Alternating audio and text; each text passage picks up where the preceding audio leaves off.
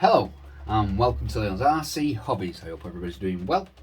Today we're doing a couple of, now we're doing a short video on how to adjust your shocks. For the reason for this is the last couple of weeks I've had some comments from beginners who've just started in the hobby and, you know, asking the simple basics, which is good. So I've not really done any basic videos, so it's something I'd like to do and we'll get on with that. Today it will be on your shocks, how to make them stiff, how to make them soft. The reason the shock's off is just for demonstration purposes. You don't need to take your shock off your car to adjust the shocks. You can do it right there with the collar. Like I say, just doing this so I can do some close-ups. So at the moment, this shock is the collar is right at the top. So this shock itself is on the softest setting. So if you press the shock, it's nice and soft. It's got a nice rebound, really smooth. Now that type of setting, I would use it for dusty tracks, a little bit of grass, something that's going to soak up the bumps. But if you're doing jumps and things like that, I would definitely put it on a stiffer setting. If you have it on a soft setting while you're doing jumps, you're just going to chassis slap it, which means your chassis is just going to bang and you could cause yourself some damage.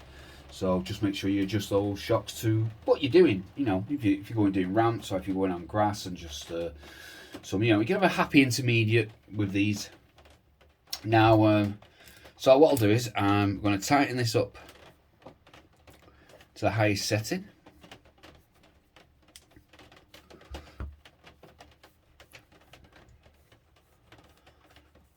Sorry about that noise, it's raining outside and it's bouncing off the shed roof.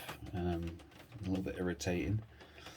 Remember not to let this collar go further down than what it's supposed to, or else it'll come off and you could end up damaging your threads.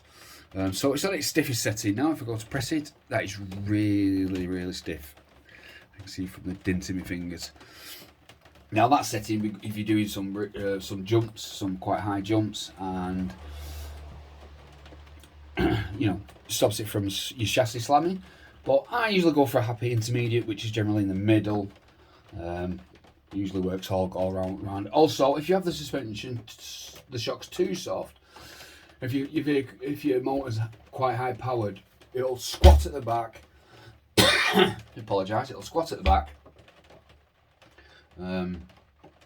And you do want that a little bit, but you don't want it to the point where it's practically scraping its backside across the floor.